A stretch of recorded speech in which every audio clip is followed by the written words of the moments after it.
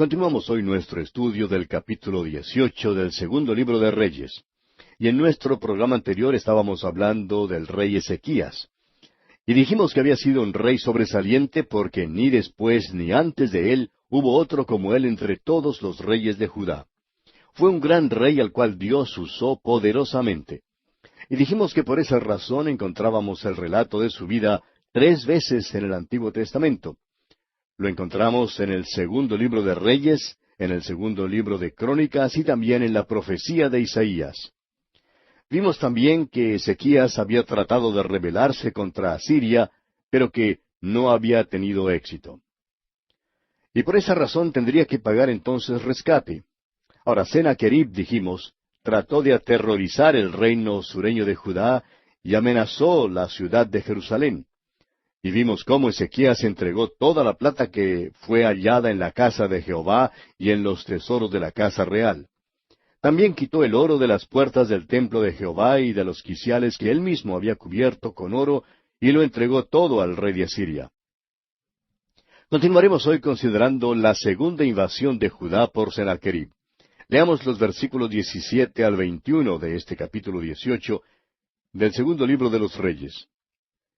Después el rey de Asiria envió contra el rey Ezequías al Tartán, al Rabsaris y al Rabsaces, con un gran ejército desde Laquis contra Jerusalén, y subieron y vinieron a Jerusalén. Y habiendo subido, vinieron y acamparon junto al acueducto del estanque de arriba, en el camino de la heredad del lavador. Llamaron luego al rey, y salió a ellos Eliaquim, hijo de Hilcías, mayordomo, y Sebna, escriba, y Joa, hijo de Asaph, canciller. Y les dijo el Rabsaces: Decid ahora a Ezequías, así dice el gran rey de Asiria, ¿qué confianza es esta en que te apoyas? Dices, pero son palabras vacías, consejo tengo y fuerzas para la guerra, mas ¿en qué confías que te has rebelado contra mí?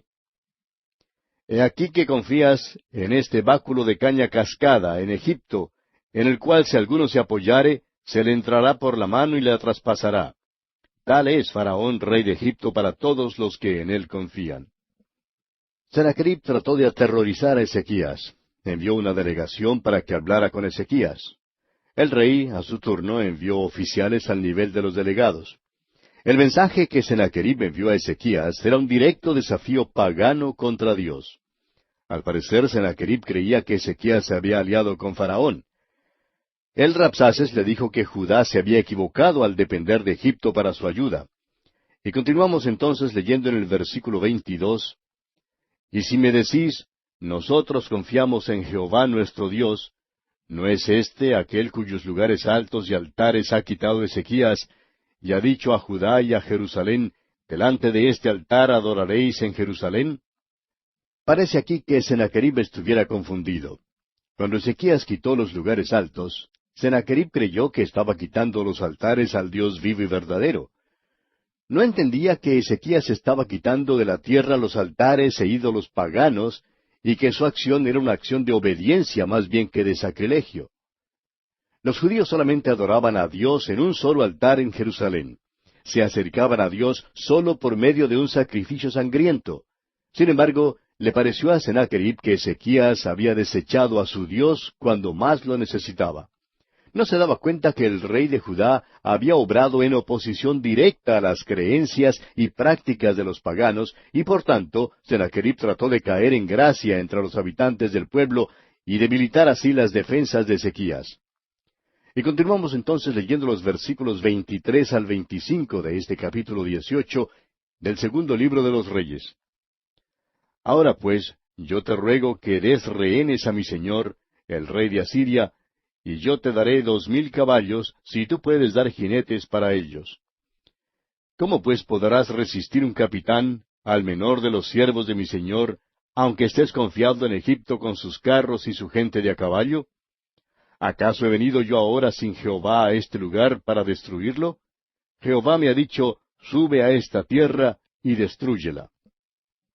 Ahora es verdad que Dios usa a las naciones extranjeras para castigar a su pueblo, pero continuemos leyendo aquí el versículo 26. Entonces dijo Eliaquim, hijo de Hilcías, y Sebna, y Joa, al Rabsaces, te rogamos que hables a tus siervos en arameo, porque nosotros lo entendemos, y no hables con nosotros en lengua de Judá a oídos del pueblo que está sobre el muro. Ahora los judíos estaban en fila en la muralla de la ciudad de Jerusalén, observando todo lo que ocurría. Los oficiales de Judá pidieron que cualquier conversación que se llevara a cabo se hiciera en el lenguaje de los sirios, para evitar un efecto negativo sobre el pueblo. Pero el Rabsaces reacciona con gran conmoción ante tal pedido, y dice aquí en los versículos 27 al 32, y el Rabsaces les dijo, ¿me ha enviado mi señor para decir estas palabras a ti y a tu señor, y no a los hombres que están sobre el muro, expuestos a comer su propio estiércol y beber su propia orina con vosotros? Entonces el Rabsaces se puso en pie y clamó a gran voz en lengua de Judá, y habló diciendo, Oíd la palabra del gran rey, el rey de Asiria. Así ha dicho el rey, no os engañe Ezequías, porque no os podrá librar de mi mano. Y no os haga Ezequías confiar en Jehová, diciendo, ciertamente nos librará Jehová, y esta ciudad no será entregada en mano del rey de Asiria. No escuchéis a Ezequías, porque así dice el rey de Asiria, haced conmigo paz, y salid a mí, y coma cada uno de su vid y de su higuera, y beba cada uno las aguas de su pozo, hasta que yo venga y os lleve a una tierra como la vuestra, tierra de grano y de vino, tierra de pan y de viñas, tierra de olivas, de aceite y de miel, y viviréis y no moriréis. No oigáis a Ezequías, porque os engaña cuando dice, Jehová nos librará. La delegación siria trató de persuadir a los judíos a capitular. Les dijo que ni Ezequías ni Dios les podían ayudar. Les dijo que sus vidas se salvarían sólo mediante la capitulación y deportación. Y si rehusaban darse por vencidos, los judíos solamente serían sujetados a un largo plazo de hambre. La capitulación de los judíos, pues, mostraría el poder de Asiria. Y continúa el Rabsaces hablando aquí en los versículos 33 al 35 y dice, ¿acaso alguno de los dioses de las naciones ha librado su tierra de la mano del rey de Asiria? ¿Dónde está el Dios de Hamat y de Arfat? ¿Dónde está el Dios de Sepharvaim, de Ena y de Iva? ¿Pudieron éstos librar a Samaria de mi mano? ¿Qué Dios de todos los dioses de estas tierras ha librado su tierra de mi mano, para que Jehová libre de mi mano a Jerusalén? Estos versículos ciertamente muestran cuán ignorantes eran los asirios en cuanto al poder y propósito de sus conquistas anteriores. El Rabsaces entendió mal el hecho de que Dios muchas veces escoge a ciertas naciones para servidumbre, mientras escoge a otras para la liberación. Los asirios no creían que el Dios de Israel pudiera librar a su pueblo. Y los versículos finales de este capítulo 18, los versículos 36 y 37 dicen, Pero el pueblo calló, y no le respondió palabra, porque había mandamiento del rey, el cual había dicho, No le respondáis. Entonces Eliaquim, hijo de Hilcías, mayordomo, y Sebna, escriba, y Joa, hijo de Asaph, canciller, vinieron a Ezequías, rasgados sus vestidos, y le contaron las palabras del Rabsaces. Esta porción pues concluye con el reportaje de los delegados del rey Ezequías sobre las negociaciones con los embajadores o delegados del emperador sirio. Ahora, en el capítulo 19 de este segundo libro de los Reyes, el rey Ezequías con gran congoja pide que Isaías ore por el pueblo de Israel ante la amenaza siria. Isaías, por su parte, les anima. Sennacherib envía una carta blasfema a Ezequías. Tenemos luego la oración de Ezequías, la profecía de Isaías contra Sennacherib, la muerte de los asirios por un ángel y la muerte de Sennacherib por sus propios hijos. Ezequías llegó al trono en tiempos de gran aflicción, perturbación y perplejidad. El reino norteño había sido llevado cautivo por Asiria. Ahora el ejército asirio ha llegado a la misma entrada de Jerusalén. Esto era algo suficiente como para aterrorizar a Ezequías. Y más, el Rabsaces, embajador de guerra del rey de Asiria, se quedó fuera de la muralla, propalando toda suerte de vituperios e insultos. Se jactaba acerca de las terribles cosas que Asiria haría contra Jerusalén. Dice que el rey de Asiria tomaría a Jerusalén y que se llevaría cautivo al pueblo. Luego añade, vuestro Dios no os libertará. Y la razón que ofrece es que ninguno de los dioses de otras naciones los había salvado. El pobre Ezequías casi desfallece bajo todo esto. Ahora esto es natural porque Ezequías está apenas aprendiendo a acudir al Señor y a confiar en Él. Y vemos que primeramente acude al profeta Isaías. Leamos pues el primer versículo de este capítulo 19 del segundo libro de los Reyes. Cuando el rey Ezequías lo oyó, rasgó sus vestidos y se cubrió de cilicio y entró en la casa de Jehová. Ezequías se perturba ante toda la jactancia, el lenguaje arrogante y la amenaza de los asirios. Rasga sus vestidos, se cubre de cilicio y entra en la casa del Señor. Y ese es un buen lugar donde acudir cuando uno se encuentra en un estado de depresión mental. Este es el tiempo indicado para acudir a Dios. Y continuamos leyendo el versículo 2 donde dice, y envió a Eliaquim mayordomo, a Sebna escriba y a los ancianos de los sacerdotes, cubiertos de cilicio, al profeta Isaías, hijo de Amós. Nos preguntamos si usted, amigo oyente, no ha estado observando los tiempos en que vivimos. Creemos que la actitud de muchos es que estamos viviendo en una edad sumamente avanzada y humanitaria y que ese pobre rey Ezequías era algún semipagano de los tiempos primitivos. Muchos vivimos en naciones que se creen cristianas. Sin embargo, amigo oyente, en medio de todos los agobiantes problemas que estamos afrontando, nos permitimos preguntar si usted ha oído que alguno de nuestros dirigentes políticos o de nuestros educadores u hombres militares haya acudido a Dios para la liberación. Las naciones acuden más bien a hombres que consideran peritos y atienden al hombre que tiene un cociente intelectual superior. Estiman que él es quien puede dar los mejores consejos. Y mientras tanto, amigo oyente, entramos más y más en la noche y nuestros problemas se siguen amontonando. Nuestras dificultades nos oprimen cada vez más. En ninguna parte, ni aun en la iglesia, se oye decir que haya alguien que acuda a Dios. Nuestra única esperanza, amigo oyente, es acudir a Dios en esta hora negra y amenazadora que confrontamos en la historia.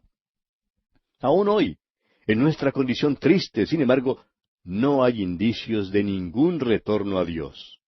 En lugar de acudir a Dios, siempre se dice, vamos a juntarnos, vamos a tratar un nuevo método, vamos a acudir a los peritos, vamos a considerar el problema desde un punto de vista diferente, vamos a acudir al psicólogo. Amigo oyente, todos los peritos nos han ayudado a avanzar aún más hacia la noche y nos hallamos en una gran encrucijada. Lo que necesitamos es la ayuda de Dios, amigo oyente. Nadie ha necesitado la ayuda y la protección de Dios como la necesitamos hoy en día. Gracias a Dios que Ezequías tuvo suficiente juicio como para acudir a Dios en su hora de necesidad. Prosigamos ahora leyendo los versículos 3 hasta el 5 de este capítulo 19 del segundo libro de Reyes. Para que le dijesen, así ha dicho Ezequías, este día es día de angustia, de reprensión y de blasfemia, porque los hijos están a punto de nacer y la que da a luz no tiene fuerzas. Quizá oirá Jehová tu Dios todas las palabras del Rabsaces, a quien el rey de los asirios su señor ha enviado para blasfemar al Dios viviente y para vituperar con palabras las cuales Jehová tu Dios ha oído. Por tanto, eleva oración por el remanente que aún queda. Vinieron pues los siervos del rey Ezequías a Isaías. Ezequías dijo, quizá oirá Jehová tu Dios todas las palabras del Rabsaces. Y quisiera que usted tome nota de que no dijo nuestro Dios, sino tu Dios. Pobre Ezequías, quizá era medio pagano, pero tenía suficiente juicio como para acudir a Dios en un tiempo de gran angustia como este. El hecho es que no tenía otra alternativa sino la de acudir directamente a Dios. E Isaías le respondió aquí en los versículos 6 y 7. E Isaías les respondió, así diréis a vuestro Señor, así ha dicho Jehová, no temas por las palabras que has oído, con las cuales me han blasfemado los siervos del rey de Asiria. He aquí pondré yo en él un espíritu, y oirá rumor, y volverá a su tierra, y haré que en su tierra caiga a espada. Esta profecía fue cumplida literalmente. Ahora, fíjese usted en el ánimo que Isaías le infunde al rey. Le dice, no te preocupes por este hombre. Él no entrará en tu ciudad. Es simplemente un hombre que describiríamos hoy en día como de mucho ruido y pocas nueces. Se jacta y blasfema, pero Dios ya lo ha oído y le dará su merecido. No hay que preocuparse. Ah, amigo oyente, si solo aprendiéramos a dejar que Dios se haga cargo de nuestros enemigos. Las dificultades y los problemas surgen cuando nosotros tratamos de afrontar este tipo de situación con nuestras propias fuerzas y según nuestro propio parecer, en vez de tener fe y confianza en Dios. Si así obramos, Dios no obrará por nosotros, y el resultado será que saldremos defraudados. El Señor puede tratar a nuestros enemigos de una manera mucho mejor que lo que nosotros podemos, así como lo hizo aquí en este caso. Veamos ahora el desafío que Sennacherib hace a Dios. Veamos los versículos 8 hasta el 13 de este capítulo 19 del segundo libro de los Reyes. Y regresando el Rabsaces, halló al rey de Asiria combatiendo contra Limna, porque oyó que se había ido de Laquis. Y oyó decir que Tiraca, rey de Etiopía, había salido para hacerle guerra. Entonces volvió él y envió embajadores a Ezequías diciendo, Así diréis a Ezequías, rey de Judá, no te engañe tu Dios en quien tú confías para decir, Jerusalén no será entregada en manos del rey de Asiria. He aquí tú has oído lo que han hecho los reyes de Asiria a todas las tierras, destruyéndolas, ¿y escaparás tú? ¿Acaso libraron sus dioses a las naciones que mis padres destruyeron, esto es, Gozán, Harán, Resef, y los hijos de Edén que estaban en Telasar? ¿Dónde está el rey de Amad, el rey de Arfad, y el rey de la ciudad de Sepharvaim, de Ena y de Iva? Ahora nada le pasó inmediatamente a este rey de Asiria. El rey y su ejército regresaron y acamparon fuera de la ciudad de Jerusalén. Un mensaje fue enviado a Ezequías. Fue un mensaje perturbador porque contaba cómo el rey de Asiria había quitado todo obstáculo en su camino. ¿Cómo pensaba Ezequías que le sería posible escapar? Bueno, leamos el versículo 14. Y tomó Ezequías las cartas de mano de los embajadores, y después que las hubo leído, subió a la casa de Jehová y las extendió Ezequías delante de Jehová. Amigo oyente, lo que más necesitamos es extender nuestros problemas delante del Señor, así como lo hizo Ezequías. Desde el día en que empezamos a transmitir este programa a través de la Biblia, hemos recibido muchas cartas realmente maravillosas. Recibimos otras cartas también que no son tan maravillosas, y hemos aprendido hace mucho tiempo a extenderlas delante del Señor y a dejar que Él resuelva los problemas, porque nosotros no podemos. Él es especialista en esto.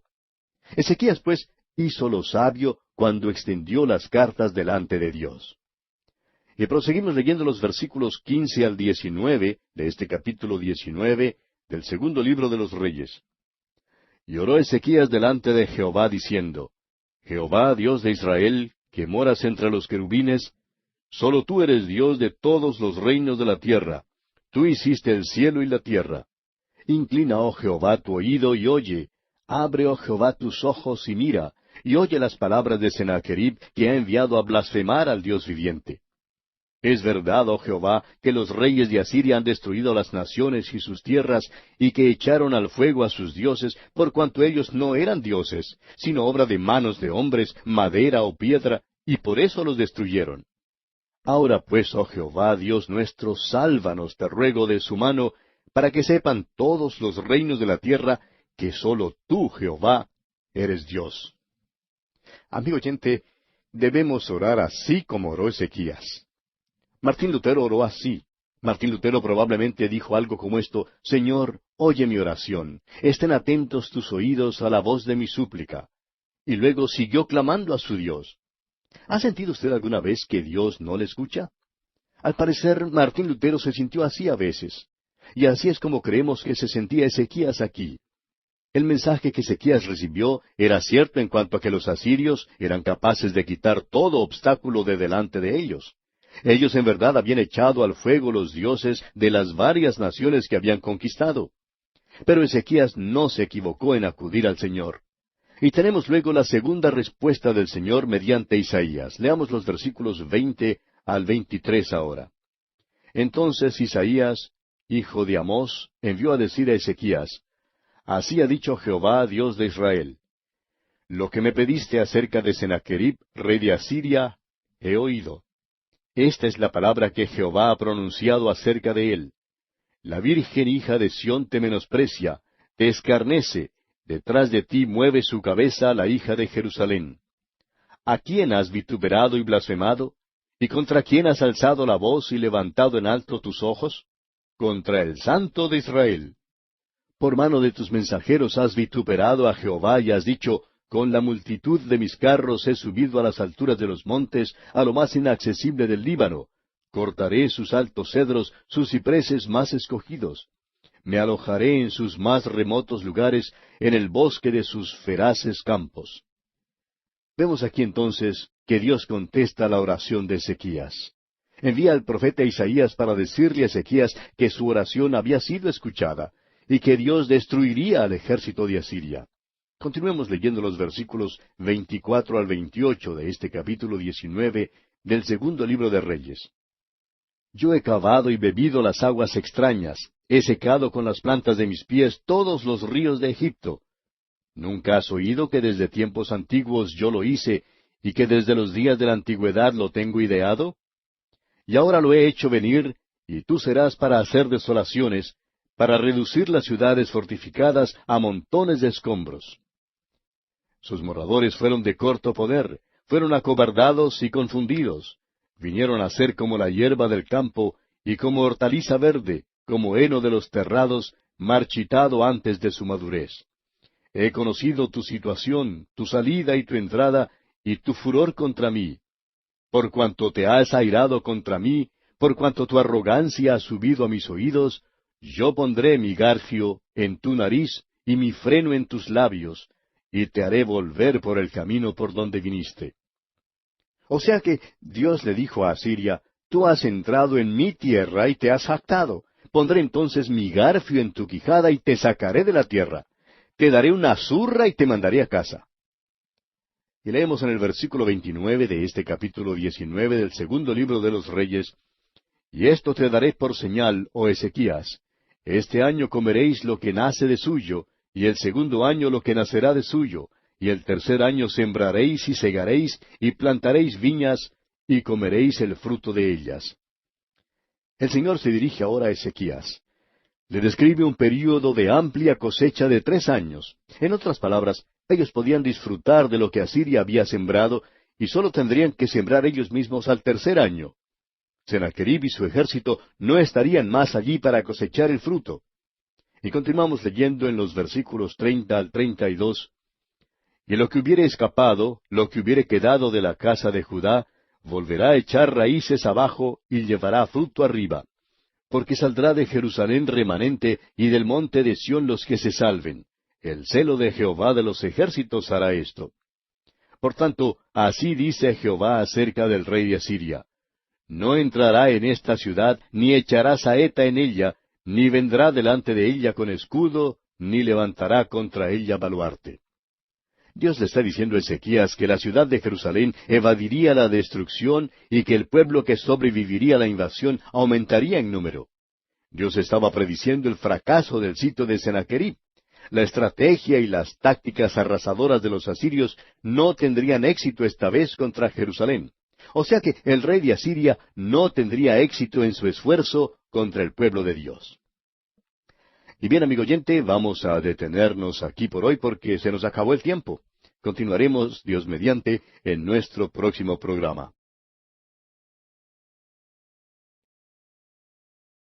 Continuamos hoy nuestro estudio del capítulo 19 del segundo libro de los Reyes. Y en nuestro programa anterior estábamos considerando la segunda respuesta de Dios al rey Ezequías por medio del profeta Isaías. Y vimos que Dios contestó la oración de Ezequías y envió al profeta Isaías para decirle a Ezequías que su oración había sido escuchada y que Dios destruiría al ejército de Asiria. Vimos también que Dios le dijo a Asiria: Tú has entrado en mi tierra y te has jactado. Pondré mi garfio en tu quijada y te sacaré de la tierra. Luego el Señor se dirigió a Ezequías y le describió un período de amplia cosecha de 3 años. En otras palabras, ellos podrían disfrutar de lo que Asiria había sembrado y solo tendrían que sembrar ellos mismos al tercer año. Sennacherib y su ejército no estarían más allí para cosechar el fruto. O sea que Dios le está diciendo a Ezequías que la ciudad de Jerusalén evadiría la destrucción y que el pueblo que sobreviviría a la invasión aumentaría en número. Dios estaba prediciendo el fracaso del sitio de Sennacherib. La estrategia y las tácticas arrasadoras de los asirios no tendrían éxito esta vez contra Jerusalén. O sea que el rey de Asiria no tendría éxito en su esfuerzo contra el pueblo de Dios. Muchas naciones habían caído ante esta terrible nación, y los asirios eran temidos en todo el mundo antiguo. Habían llegado a la muralla de Jerusalén y se habían retirado. Ahora Dios dice que los asirios estarían nuevamente allí, pero que no les sería posible cercar o sitiar a la ciudad. El hecho es que ni siquiera dispararían una sola flecha contra la ciudad. Ahora piensen esto por un momento, amigo oyente. Habría allí unos 200,000 soldados inmediatamente afuera de la muralla de Jerusalén. De entre tantos hombres, es de creerse que hubiera un soldado con un gran deseo de apretar el gatillo, alguien que simplemente quisiera ver lo que pasaría si disparaba una flecha sobre la muralla. Pero si un solo hombre disparara una flecha sobre la muralla de Jerusalén, comprobaría que Isaías no era un verdadero profeta de Dios. Pero veremos aquí que Isaías en verdad era un verdadero profeta. Leamos los versículos 33 y 34 de este capítulo 19 del segundo libro de los Reyes. Por el mismo camino que vino, volverá, y no entrará en esta ciudad, dice Jehová. Porque yo ampararé esta ciudad para salvarla, por amor de mí mismo, y por amor a David mi siervo. Dios hace muchas cosas por amor a su nombre. Hizo muchas cosas por amor a David. Y amigo oyente, David tuvo un hijo mayor, un hijo que nació de una virgen, y ese es el Señor Jesucristo. Y Dios hace muchas cosas por amor a Él. Dios salvará a los pecadores que confíen en Él como su Salvador personal. Bien, continuemos con el versículo 35 ahora. Y aconteció que aquella misma noche salió el ángel de Jehová, y mató en el campamento de los asirios a 185,000, y cuando se levantaron por la mañana, he aquí que todo era cuerpos de muertos. Nos gusta cómo termina este versículo aquí. Dice, y cuando se levantaron por la mañana, he aquí que todo era cuerpos de muertos. Amigo oyente, ellos no se despertaron por la mañana. ¿Por qué no? Pues porque estaban muertos. Aquellos que se levantaron encontraron unos 185,000 cuerpos muertos. Y tenemos luego la muerte de Sennacherib a mano de sus hijos. Leamos los versículos finales de este capítulo 19 del segundo libro de los Reyes, los versículos 36 y 37. Entonces Sennacherib, rey de Asiria, se fue y volvió a Nínive, donde se quedó. Y aconteció que mientras él adoraba en el templo de Nisroch, su dios, Adramelech y Sarecer, sus hijos, lo hirieron a espada y huyeron a tierra de Ararat. Y reinó en su lugar Esar-Adón, su hijo. Tenemos aquí que Sennacherib fue asesinado por sus propios hijos. Su muerte fue el resultado de un complot de palacio. Ahora, a su muerte, Esar-Adón, hijo de Sennacherib, reinó en su lugar. Es interesante que la profecía en cuanto a Asiria se cumplió literalmente en ese entonces. Y llegamos ahora al capítulo 20 del segundo libro de los Reyes. Y en este capítulo, Ezequías ora y su vida es prolongada. El sol retrocede 10 grados como señal de esa promesa. El profeta Isaías predice el cautiverio babilónico, y por último, Ezequías muere, y Manasés su hijo asciende al trono de Judá. Ezequías se enferma y cree que la hora de su muerte ha llegado. Ora que el Señor le sane y Dios oye su oración. Ahora creemos que este es un caso aquí que quizá hubiera sido mejor haber muerto al tiempo señalado. Pues veremos que, después de su mejoría, Ezequías comete 3 hechos insensatos, y son los siguientes. Primero, permite que los embajadores de Babilonia vean todos sus tesoros. En segundo lugar, engendra a Manasés, quien llegó a ser el peor de todos los reyes.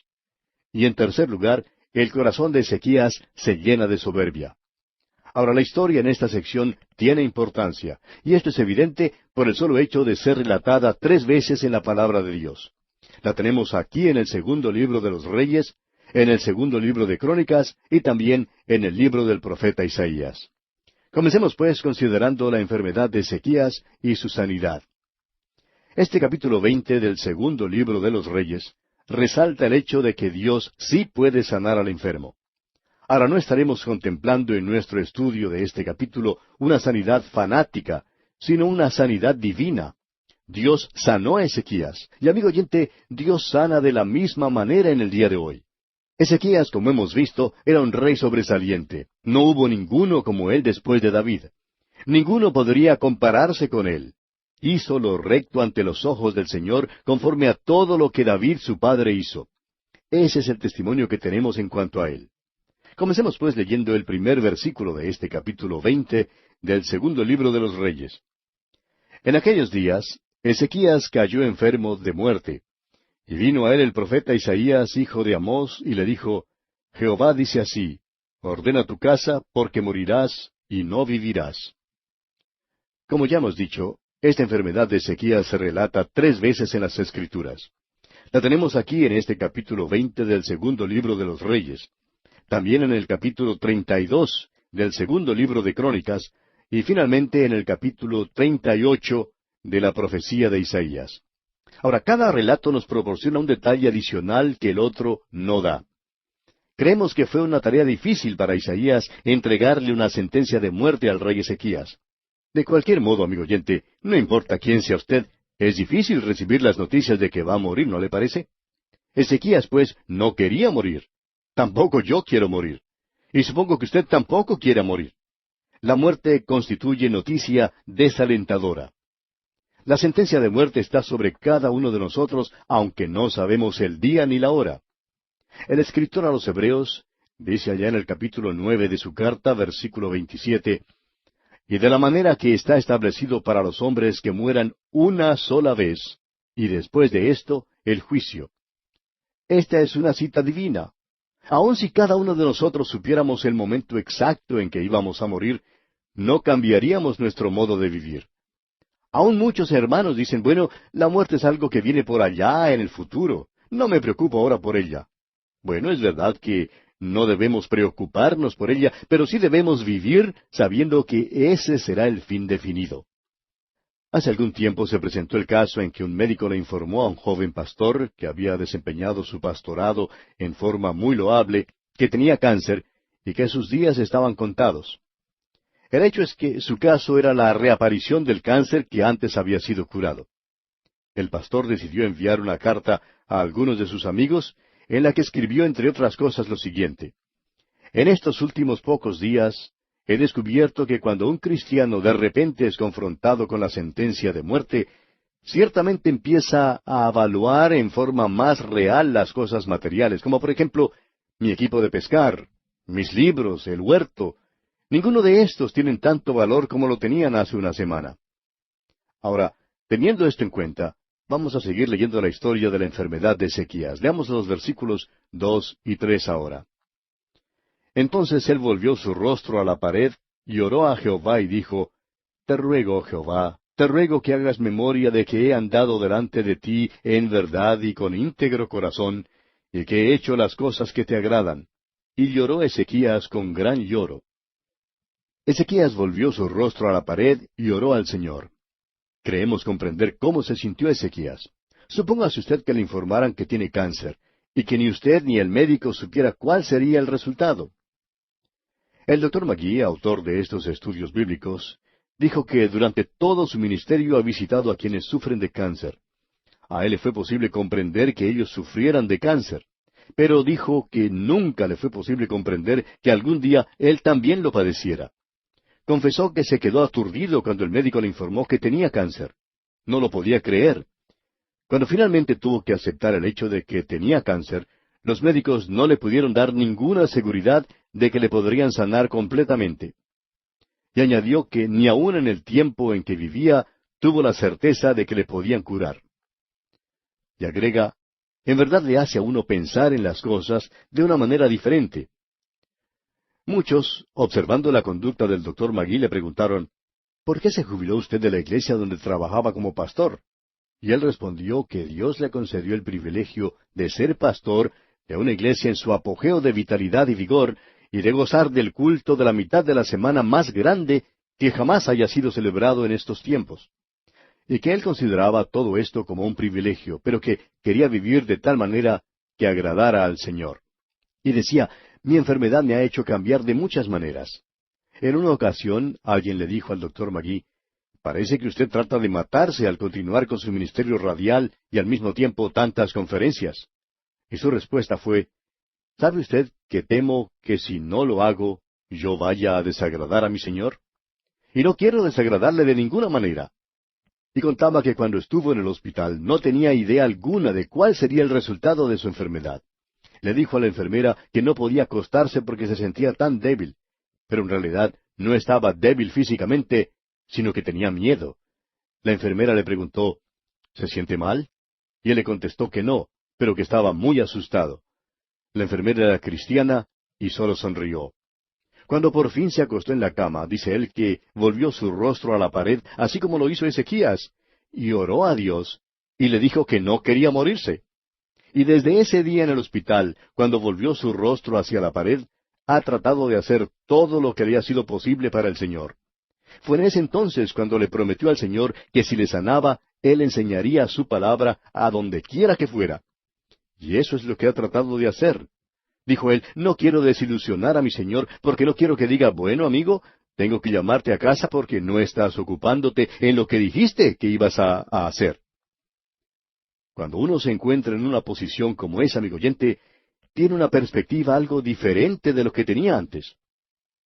Ahora hemos mencionado todo esto, amigo oyente, porque deseamos aclarar de una vez por todas que sí creemos firmemente y de todo corazón en la sanidad de fe.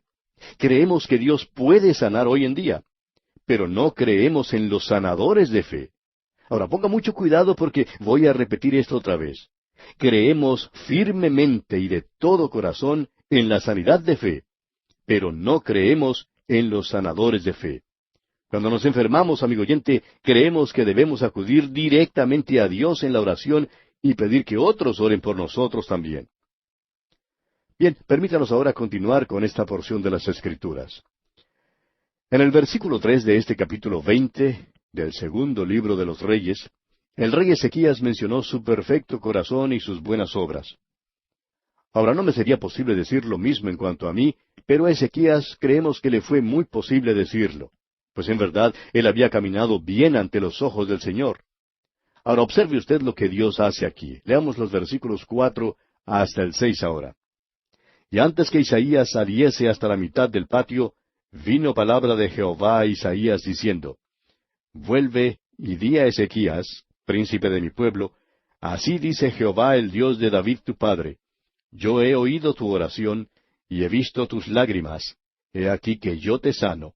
Al tercer día subirás a la casa de Jehová. Y añadiré a tus días 15 años, y te libraré a ti y a esta ciudad de mano del rey de Asiria. Y ampararé esta ciudad por amor a mí mismo, y por amor a David mi siervo.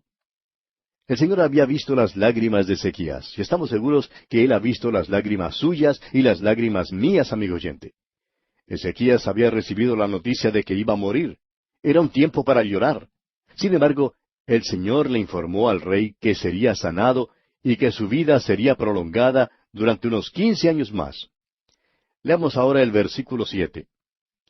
Y dijo Isaías, Tomad masa de higos, y tomándola, la pusieron sobre la llaga, y sanó. Dios usó medios naturales para sanar a Ezequías, pero también usa medios sobrenaturales para sanar.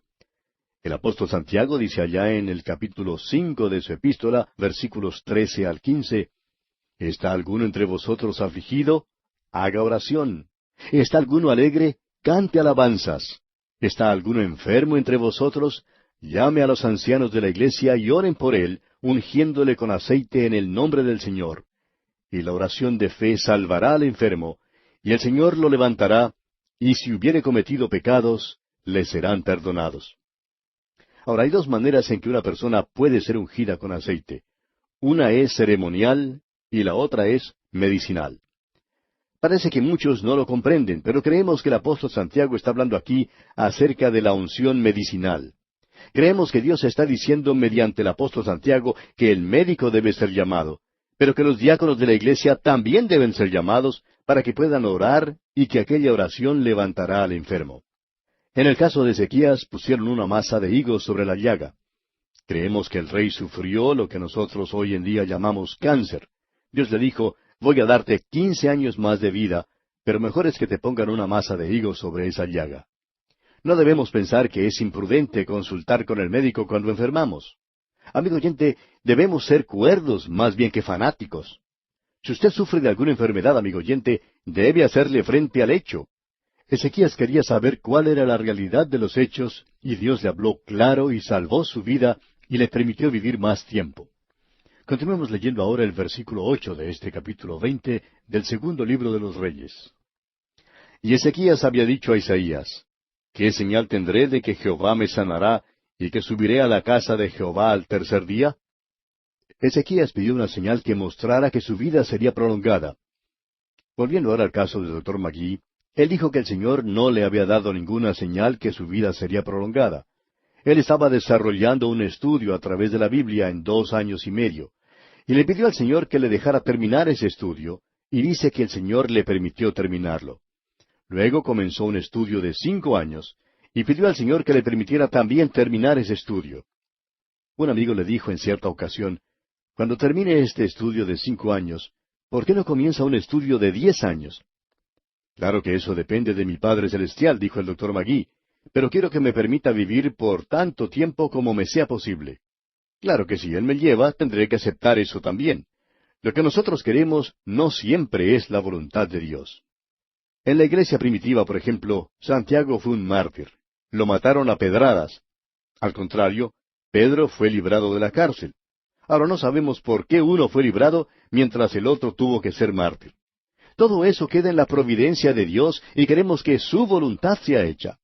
Nuestro deseo es que Dios nos humille y que nos ayude a aceptar su voluntad con gozo. Pero por otra parte, creemos que podemos decirle a Dios qué es lo que pensamos.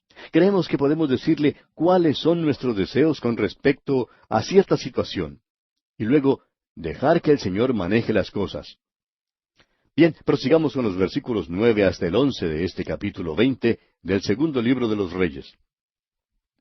Respondió Isaías, esta señal tendrás de Jehová, de que hará Jehová esto que ha dicho. ¿Avanzará la sombra 10 grados, o retrocederá 10 grados? Y Ezequías respondió, fácil cosa es que la sombra decline 10 grados, pero no que la sombra vuelva atrás 10 grados. Entonces el profeta Isaías clamó a Jehová, e hizo volver la sombra por los grados que había descendido en el reloj de Acaz 10 grados atrás. Dicen que si uno acomoda nuestro calendario actual al día prolongado de Josué, cuando el sol se detuvo, pues que faltan unos 45 minutos más. Aquí, al volver atrás el tiempo, como señal para Ezequías, completa ese tiempo, haciendo un día completo. Para decir verdad, amigo oyente, el Señor simplemente reajustó su reloj y le dio esto como señal a Ezequías. Ahora, después de su sanidad, Ezequías cometió 3 hechos insensatos. En primer lugar, mostró sus riquezas y sus defensas a los embajadores de Babilonia. Leamos los versículos 12 y 13 de este capítulo 20 del segundo libro de los Reyes.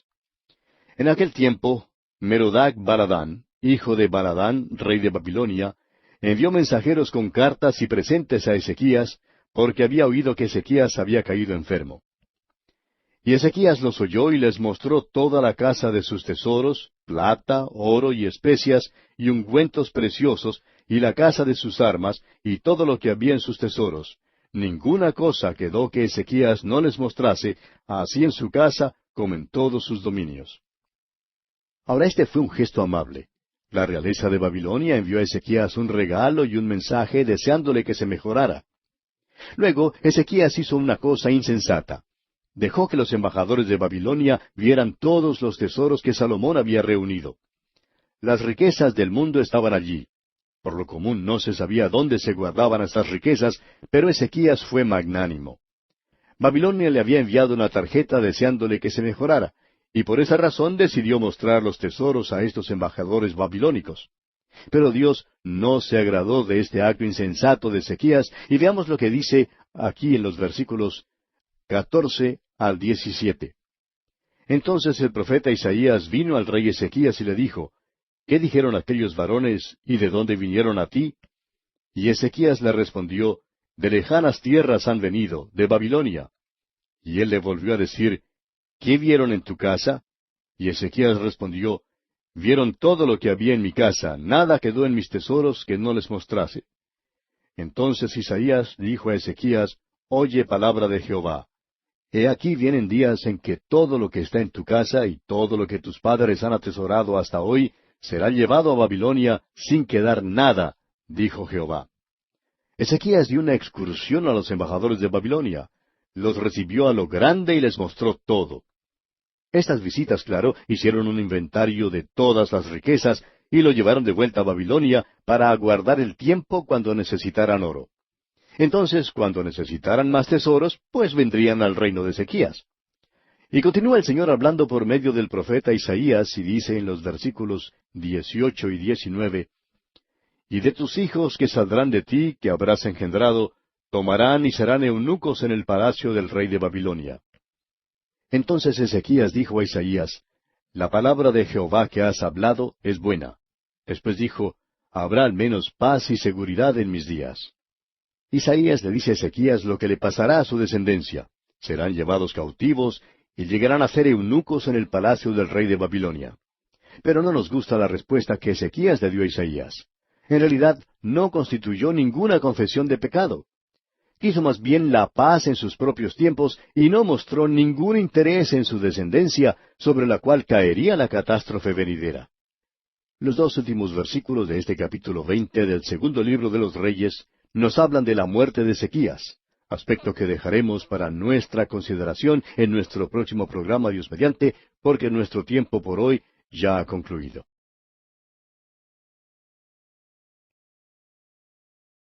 Al continuar hoy nuestro estudio del capítulo 20 de este segundo libro de los Reyes, vamos a considerar la muerte de Ezequías.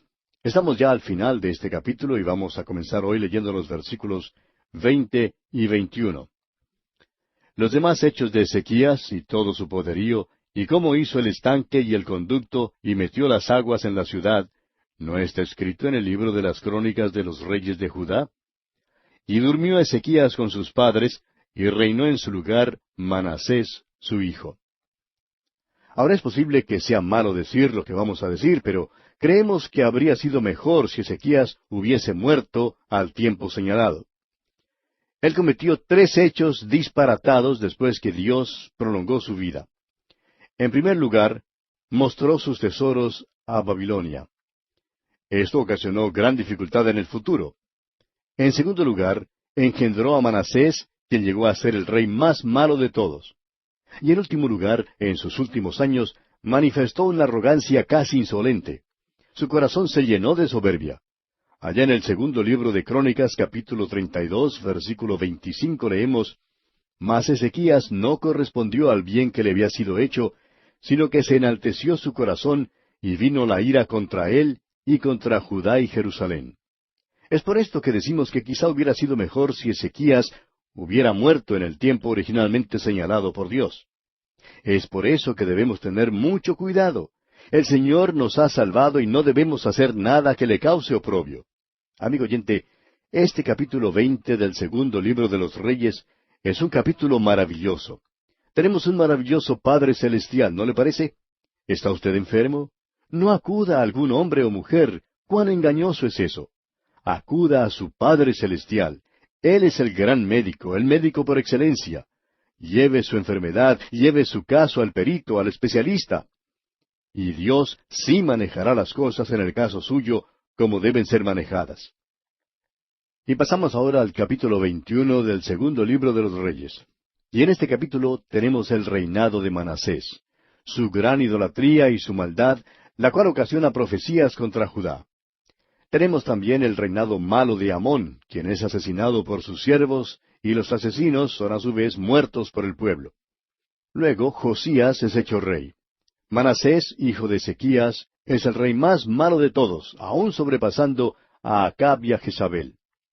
Ahora, siendo que Manasés tenía 12 años cuando comenzó a reinar, y Ezequías reinó por 14 años después de ser sanado de su enfermedad, Sabemos entonces que Manasés nació después de la mejoría de Ezequías. Amón sucede a Manasés en el trono y es tan malo como lo fue su padre. Sus siervos conspiraron contra él y le dieron muerte en su propia casa. Luego Josías su hijo asciende al trono de Judá. El capítulo 21 nos viene como un chasco después del capítulo 20. Sin embargo, hay un gran mensaje aquí para nosotros, amigo oyente. Ezequías fue el mejor rey desde David. No hubo ninguno que pudiera compararse con él. Y era semejante a David también de otras maneras. Ninguno de estos dos hombres fue un buen padre. Ezequías engendró a un hijo que fue el rey más malo que jamás reinara en el reino sureño.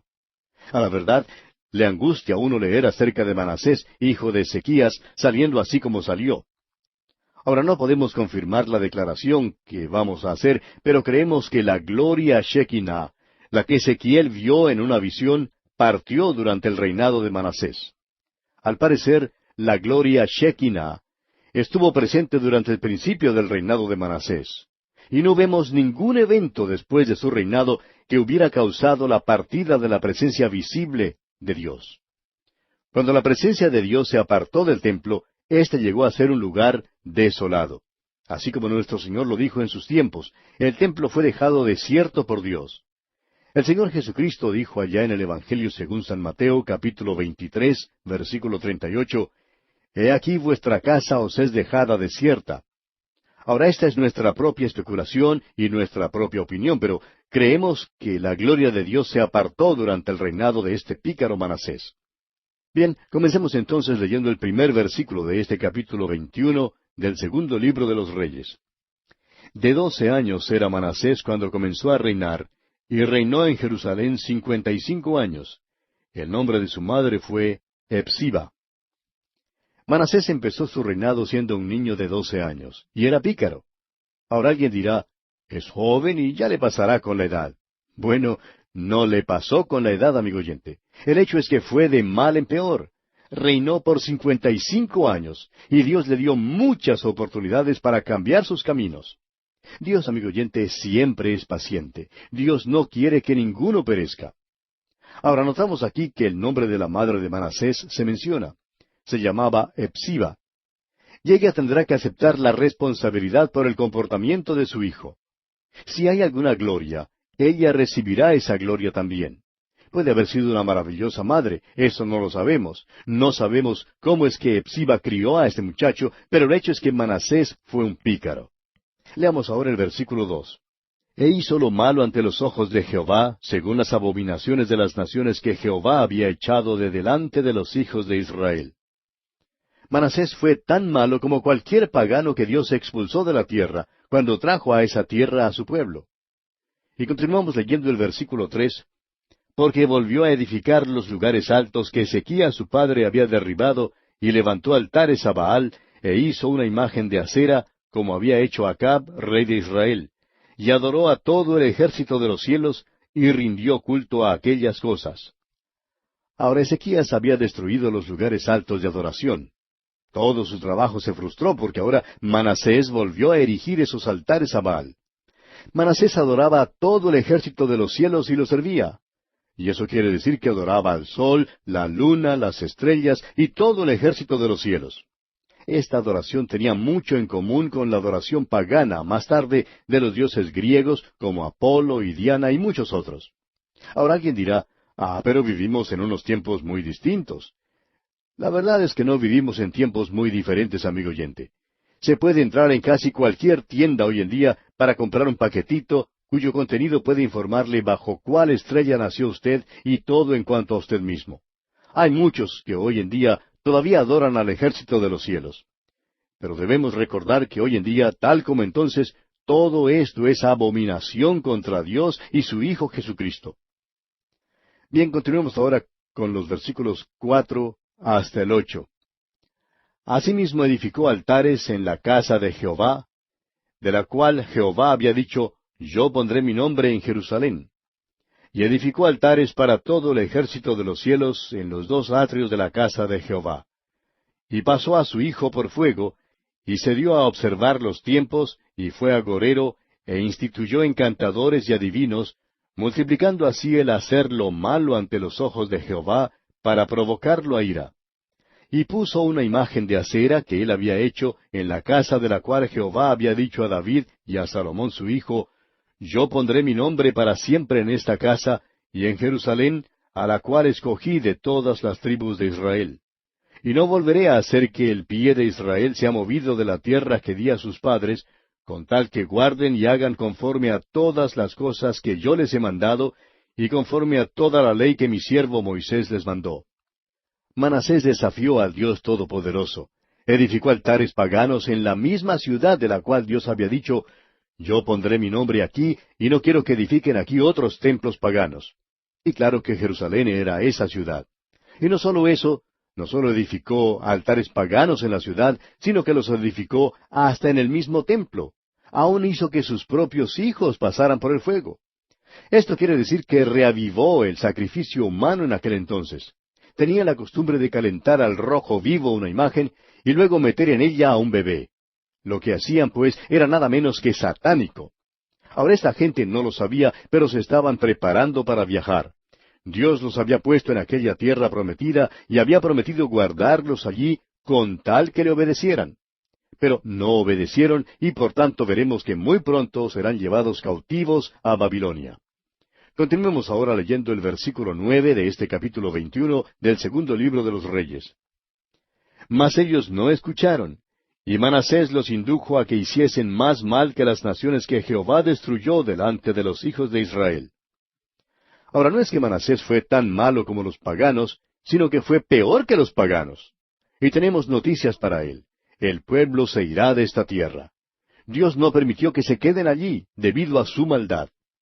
Consideremos ahora la reprensión contra Manasés, sus otros pecados y su muerte. Prosigamos leyendo los versículos 10 hasta el 13 de este capítulo 21 del segundo libro de los Reyes. Habló pues Jehová por medio de sus siervos los profetas, diciendo, Por cuanto Manasés, rey de Judá, ha hecho estas abominaciones, y ha hecho más mal que todo lo que hicieron los amorreos que fueron antes de él, y también ha hecho pecar a Judá con sus ídolos, por tanto, así ha dicho Jehová el Dios de Israel. He aquí yo traigo tal mal sobre Jerusalén y sobre Judá, que al que lo oyere le retiñirán ambos oídos. Y extenderé sobre Jerusalén el cordel de Samaria y la plomada de la casa de Acab, y limpiaré a Jerusalén como se limpia un plato, que se friega y se vuelve boca abajo. Así como Dios había juzgado al rey Acab y al pueblo de Israel, Dios ahora juzgará a Jerusalén y a Judá. Dios dijo que iba a limpiar a Jerusalén, así como un hombre limpia un plato. Es decir, Dios iba a fregar algunos platos ahora. Dios iba a expulsarlos de esa tierra. Amigo oyente, ¿ha creído usted por algún momento que usted no tenía necesidad de Dios? Puede ser que usted sea muy vivo y que haya conocido mucho del mundo, pero usted está caminando sobre la tierra de Dios. Inhala su aire, disfruta de su sol y bebe su agua. Él le dio el cuerpo que usted tiene. Permítanos pues decirle que Dios dice que de vez en cuando Él lava la loza. Las naciones de todos los siglos están acostadas a lo largo de la carretera del tiempo y están en ruinas. ¿Sabe usted por qué? Porque hicieron lo mismo que nosotros hacemos hoy. Vivieron sin Dios, dijeron que no necesitaban a Dios. Y resulta que nosotros estamos diciendo lo mismo, decimos que no necesitamos a Dios. Amigo oyente, Dios dijo que iba a limpiar a Jerusalén así como un hombre limpia un plato. Y proseguimos ahora leyendo los versículos 14 y 15 de este capítulo 21 del segundo libro de los Reyes. Y desampararé el resto de mi heredad, y lo entregaré en manos de sus enemigos, y serán para presa y despojo de todos sus adversarios. Por cuanto han hecho lo malo ante mis ojos, y me han provocado a ira, desde el día que sus padres salieron de Egipto hasta hoy. Dios dice que quitará su dedo del dique y el enemigo entrará entonces como una inundación. Continuemos ahora considerando a Manasés. Veamos el versículo 16. Fuera de esto, derramó Manasés mucha sangre inocente en gran manera, hasta llenar a Jerusalén de extremo a extremo, además de su pecado con que hizo pecar a Judá, para que hiciese lo malo ante los ojos de Jehová. Cuando un hombre o una nación peca, no peca de una sola manera, sino de muchas maneras. Y nosotros nos hemos olvidado de Dios, amigo oyente, a tal punto que se está aceptando la inmoralidad como algo normal. Hay desorden, hay asesinato. Algunas compañías se están mudando de las ciudades más grandes para tratar de escapar del desorden. Pues bien, amigo oyente, no se puede huir de eso hasta cuando el pueblo se vuelva a Dios. Ese es el primer paso. Manasés fue culpable de homicidio, hizo lo malo ante los ojos de Jehová. Y continuamos leyendo ahora los versículos 17 y 18. Los demás hechos de Manasés y todo lo que hizo y el pecado que cometió, ¿no está todo escrito en el libro de las crónicas de los reyes de Judá? Y durmió Manasés con sus padres, y fue sepultado en el huerto de su casa, en el huerto de Usa, y reinó en su lugar Amón su hijo. Esta es, pues, la historia de Manasés. No hay mucho que decir de él, excepto que fue malo y depravado y que al fin murió. Tenemos luego el reinado de Amón sobre Judá. Leamos los versículos 19 al 22 de este capítulo 21 del segundo libro de los Reyes. De 22 años era Amón cuando comenzó a reinar, y reinó 2 años en Jerusalén. El nombre de su madre fue Mesulemet, hija de Harús, de Jotba. E hizo lo malo ante los ojos de Jehová, como había hecho Manasés su padre. Y anduvo en todos los caminos en que su padre anduvo, y sirvió a los ídolos a los cuales había servido su padre, y los adoró. Y dejó a Jehová el Dios de sus padres, y no anduvo en el camino de Jehová. Amón siguió el ejemplo de su padre. Hizo lo malo ante los ojos del Señor, desechó al Señor. Por eso, el Señor también lo desechó a él. Tenemos luego la muerte de Amón. Leamos los versículos 23 al 26. Y los siervos de Amón conspiraron contra él, y mataron al rey en su casa. Entonces el pueblo de la tierra mató a todos los que habían conspirado contra el rey Amón, y puso el pueblo de la tierra por rey en su lugar a Josías, su hijo. Los demás hechos de Amón, ¿no están todos escritos en el libro de las crónicas de los reyes de Judá? Y fue sepultado en su sepulcro en el huerto de Usa, y reinó en su lugar Josías, su hijo. La maldad de Amón condujo a una revolución. Hoy en día parece que en el mundo entero estamos en camino a una revolución. Es una lástima que nuestros líderes parezcan tener interés solamente en ser elegidos. Parece que están dispuestos a vender a su país para poder lograr sus deseos. Vivimos en tiempos peligrosos, amigo oyente. Ahora esta sección nos conduce al último de los grandes reyes. Uno de los avivamientos más grandes ocurrió durante su reinado. Llegamos pues al capítulo 22 del segundo libro de los Reyes. En este capítulo tenemos el buen reinado de Josías, quien se ocupa en reparar el templo. Hilcías halla un libro de la ley, y por último tenemos la profecía de Hulda. En los capítulos 22 y 23 veremos que Josías empieza a reinar cuando tiene 8 años, y reina por 31 años. Es uno de los mejores reyes entre los que reinaron después de Salomón. Un gran avivamiento llega a la nación. Hilcías, el sumo sacerdote, es su consejero y ayudante. Tenemos luego los 7 pasos del avivamiento que son, en primer lugar, el templo es reparado. En segundo lugar, hay un regreso a la palabra de Dios. En tercer lugar, el pueblo es convencido de su pecado. En cuarto lugar, hay una extirpación de la idolatría. Quinto, hay asimismo una extirpación de la inmoralidad. En sexto lugar, se reinstaura la celebración de la Pascua. Y en séptimo lugar, hay más reformación. Al finalizar esta sección en el capítulo 23, veremos que Josías es muerto por Faraón Necao, rey de Egipto. Joacás, hijo de Josías, reina por 2 meses, y luego el rey de Egipto hace rey a Eliaquim, otro hijo de Josías, y cambia su nombre por el de Joacim. Pero Joacim hace lo malo. Comencemos pues leyendo el versículo 1 de este capítulo 22 del segundo libro de los Reyes. Cuando Josías comenzó a reinar era de 8 años, y reinó en Jerusalén 31 años. El nombre de su madre fue Gedida, hija de Adaía, de Boscat. Sin duda que usted ha notado que algunos de estos reyes eran muy jóvenes cuando empezaron a reinar. Y dice el versículo 2, «E hizo lo recto ante los ojos de Jehová, y anduvo en todo el camino de David su padre, sin apartarse a derecha ni a izquierda». Ahora el sol ha salido nuevamente.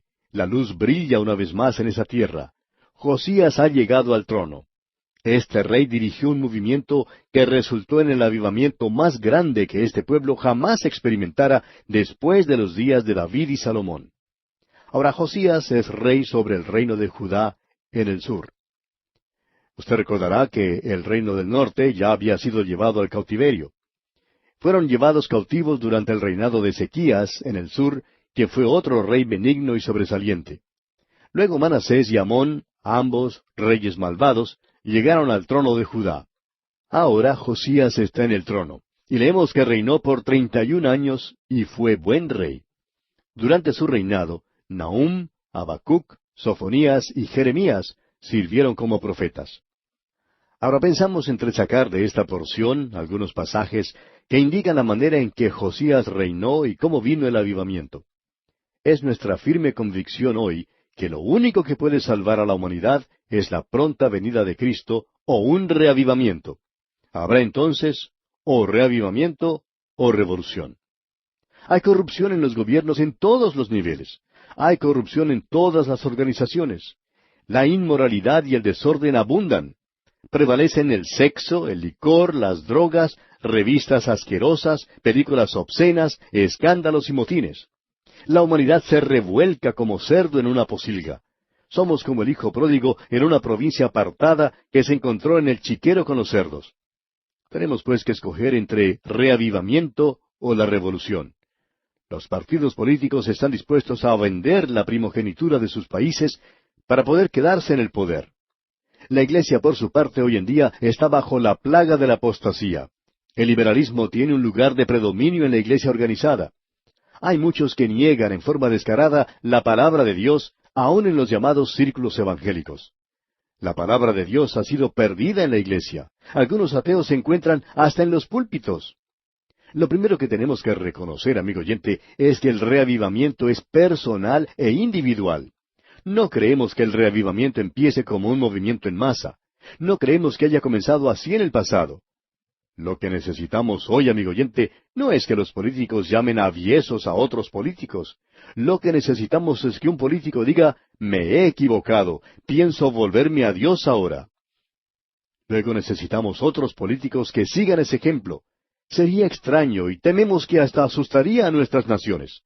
Pero eso es lo que necesitamos, amigo oyente. Necesitamos hombres en nuestros países que digan como el salmista, pronto está mi corazón, oh Dios, mi corazón está dispuesto. Bien, continuemos ahora con el capítulo 22 del segundo libro de los Reyes y leamos los versículos 3 hasta el 6. A los 18 años del rey Josías, envió el rey a Safán, hijo de Azalía, hijo de Mesulam, escriba, a la casa de Jehová diciendo, Ve al sumo sacerdote Hilcías, y dile que recoja el dinero que han traído a la casa de Jehová, que han recogido del pueblo los guardianes de la puerta, y que lo pongan en manos de los que hacen la obra, que tienen a su cargo el arreglo de la casa de Jehová, y que lo entreguen a los que hacen la obra de la casa de Jehová, para reparar las grietas de la casa. A los carpinteros, maestros y albañiles, para comprar madera y piedra de cantería, para reparar la casa. Lo segundo que Josías hizo fue reparar el templo. Lo primero que hizo fue hacerlo recto ante los ojos de Jehová. Ahora, el templo no estaba en uso cuando Josías llegó al trono. Se había convertido en un tipo de almacén, un depósito de sobras y desechos. Mandó pues al pueblo que trabajara y que se ocupara en reparar el templo. La iglesia hoy en día es muy semejante al templo en los tiempos de Josías. Está en gran necesidad de reparación. No estamos hablando en cuanto a los edificios. Hay muchos hermosos edificios que sirven como templos, pero no nos referimos a ellos. Muchas de nuestras iglesias de teología más conservadora hoy en día están separadas por contienda y riñas ociosas. Tienen edificios grandes y bellos, pero amigo oyente, el Espíritu de Dios no está allí. Parece como si el Señor Jesucristo hubiera dicho, vuestra casa os es dejada desierta. La iglesia ya no se ocupa en testificar, aunque ese es su deber. La iglesia debe testificar por el Señor. Josías, pues, acabó con toda la idolatría que había en la ciudad de Jerusalén. Los ídolos que habían sido levantados por su abuelo Manasés ahora habían sido quitados. La casa de Dios estaba deteriorada y las órdenes de Josías eran de reparar el templo. Y amigo oyente, si hay reavivamiento, tendrá que ser entre el pueblo de Dios. Aquí es donde la reparación tiene que comenzar. Bien, vamos a detenernos aquí por hoy, amigo oyente, porque nuestro tiempo ya ha concluido. Continuaremos, Dios mediante, en nuestro próximo programa.